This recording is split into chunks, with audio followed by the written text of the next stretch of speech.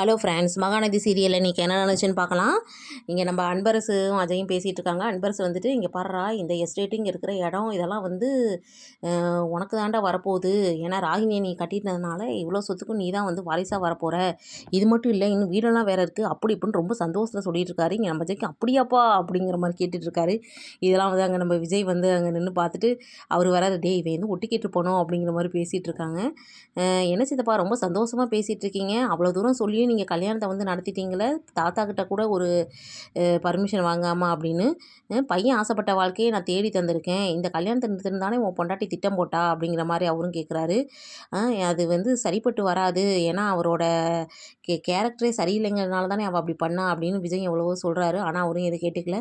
சரி பரவாயில்ல இருங்க பார்த்துக்கலாம் அப்படிங்கிற மாதிரி அவரும் சொல்லிட்டு போகிறாரு. டே இவன் ஏதாவது வேலை பண்ணி ஏதாவது களைச்சி விட்ருவானோ அப்படிங்கிற மாதிரி அன்பரசுக்கும் வந்து ஒரு டவுட் ஆகுது.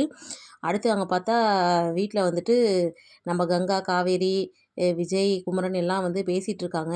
நான் அப்போ குமரன்ட்டு, நான்லாம் சின்ன வயசுலலாம் ரொம்ப பாடி ஃபில்டராக இருப்பேன், நான் அங்கே போய் எக்ஸசைஸ் பண்ணுவேன், இங்கே நடப்பேன் அப்படி இப்படின்னு சொல்லிட்டு இருக்காரு. அப்படியா? ஆமாம் ஆமாம், ஆர்ம்ஸ் எல்லாம் நான் அப்படி வச்சுப்பேன் அப்படின்னு சொல்லிட்டு விஜயோட வந்து அந்த கைப்பிடிச்ச அந்த ஆர்ம்ஸ் இது பண்ணிகிட்ருக்காங்க. அதில் வந்து விஜய் வந்து தோற்று போகிற மாதிரி இது பண்ணுறாரு. பார்த்தீங்களா நான் ஜெயிச்சிட்டேன் அப்படி இப்படின்னு குமரன் இது பண்ணிகிட்ருக்காரு. ஆனால் அவர் விட்டு கொடுத்துருக்காரு விஜய். பார்க்கலாம்.